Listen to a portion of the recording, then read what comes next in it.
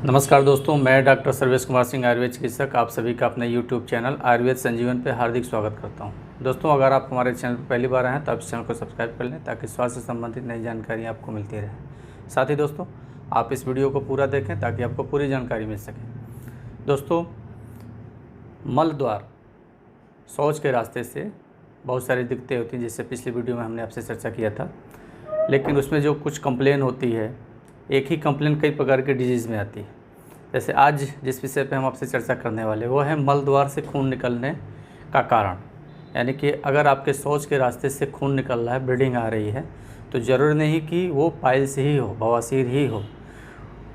आखिर खून, ब्लड जो है किन किन विकार में आपके शौच के रास्ते से आ सकता है, इसको अगर आप केवल बवासीर मानते हैं तो ये थोड़ा सा गलत है। आप उस भ्रम में न रहें कि केवल बवासीर होगा तो ही खून आएगा। और भी अलग अलग डिजीज़ में, अलग अलग व्याधियों में, शौच के रास्ते पे जो व्याधियाँ आती हैं उसमें भी खून निकलने की कंप्लेन आती है।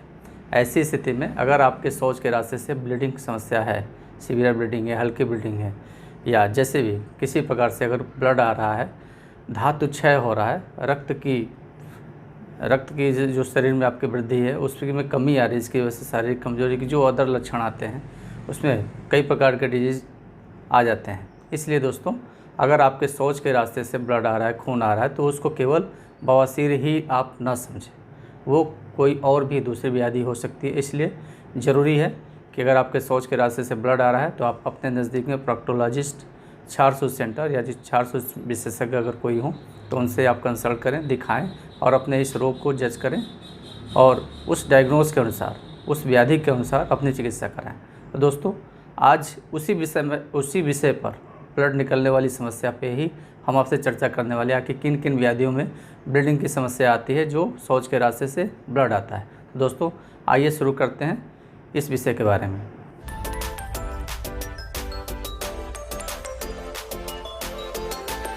दोस्तों, शौच के रास्ते से ब्लड निकलने में केवल बवासीर ही कारण नहीं होता, जैसा कि हमने बताया है।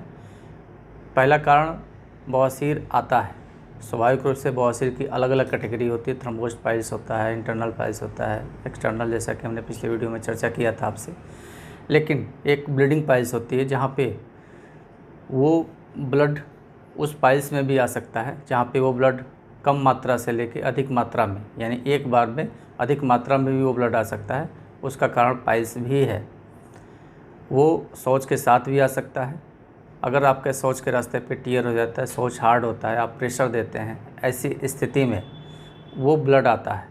वो ब्लड अगर शौच से लग के आता है, पैखाने से लग के आता है, या ड्रॉपिंग होती है, बूंद बूंद गिरता है, या आप ध्यान देंगे पिचकारी की तरह होता है, तो ये दोनों अलग अलग व्याधि में होता है। तो ऐसे में अगर इंटरनल पाइल्स है या एक्सटर्नल थ्रोम्बोस्ड पाइल्स है जहाँ पे हल्का टीयर हो जाता है, उसमें भी, इन दोनों कंडीशन में भी ब्लड आने की संभावना पूरी रहती है। अगली कंडीशन है दोस्तों फिशर की कंडीशन में भी ब्लड आता है। वो ब्लड हल्का फुल्का भी हो सकता है, ज़्यादा भी हो सकता है, और ड्रॉपिंग भी हो सकती है।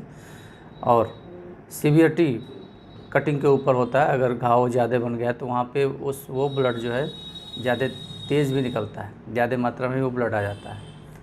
तो बवासीर की कंडीशन में, इंटरनल पाइल्स की कंडीशन में और थ्रोम्बोस्ड पाइल्स की कंडीशन में भी टीयर होता है तो ब्लड आता है। फिशर की कंडीशन में भी ब्लड आता है।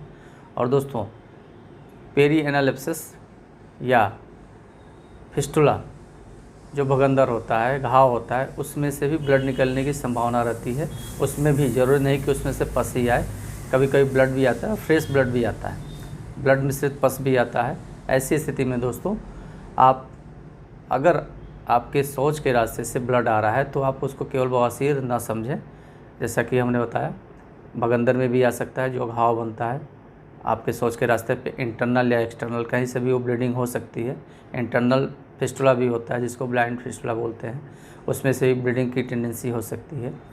और दोस्तों, रेक्टल पॉलिप या एनल पॉलिप, और जो अधिकतर ज़्यादातर बच्चों में ही पाया जाता है, इसमें भी सीवियर ब्लीडिंग होती है। उन बच्चों में तकलीफ़, ब्लड होने का कारण रेक्टल पॉलिप हो सकता है, या फिशर की कंडीशन में भी उन बच्चों में ब्लड निकलने की संभावनाएं रहती हैं। दूसरा है दोस्तों, सबसे महत्व रखता है कि जो ब्लड आ रहा है, जैसे ब्लड जैसे जो मिल रहा है, वो लाल रक्तकण एकदम फ्रेश ब्लड है या ब्लैकिश लिए हुए है। ऐसी स्थिति में अगर आपका वो रक्त ब्लैकिश लिए हुए काले की तरह हुए जमा है, तो ज़रूरी नहीं कि वो ब्लड आपके बवासीर वाली कंडीशन से ही आ रहा है। वो ब्लड आपके और ऊपर से, यानी कि रेक्टम मलाशय के ऊपर से, आपकी आंतों से वो घाव की वजह से, उस आंतों में घाव होने की वजह से ऊपर से ब्लीडिंग आ सकती है। ऐसी स्थिति में सबसे ज़रूरी है कि अगर आपके शौच के रास्ते से किसी प्रकार से ब्लड का लॉस हो रहा है, ब्लड निकल रहा है, तो आप उसको हल्के में ना लें, एक्सपर्ट से मिलें, क्षार सूत्र विशेषज्ञ से मिलें या प्रोक्टोलॉजिस्ट से मिलें जो आपके नज़दीक में हो।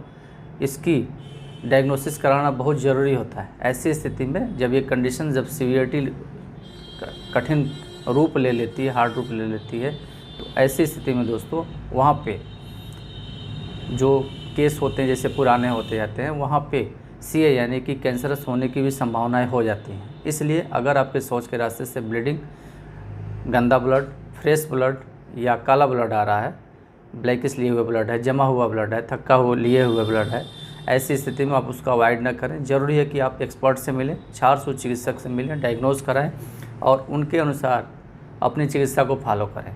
तो दोस्तों, जो ब्लड आने के जो प्रमुख कारण हैं, इसके बारे में चर्चा हुई है, आप जाने हैं। ऐसी स्थिति में आप इसको अवॉइड न करें। केवल बवासीर, हल्की फुल्की बवासीर समझने की भूल ना करें।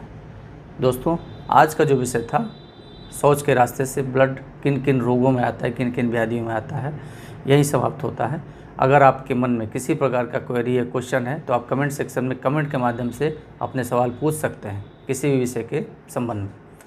और दोस्तों, अगर आपको ये विषय पसंद आया, अच्छा लगा है, तो आप इसको लाइक करें, शेयर करें और हमारे चैनल को सब्सक्राइब करें।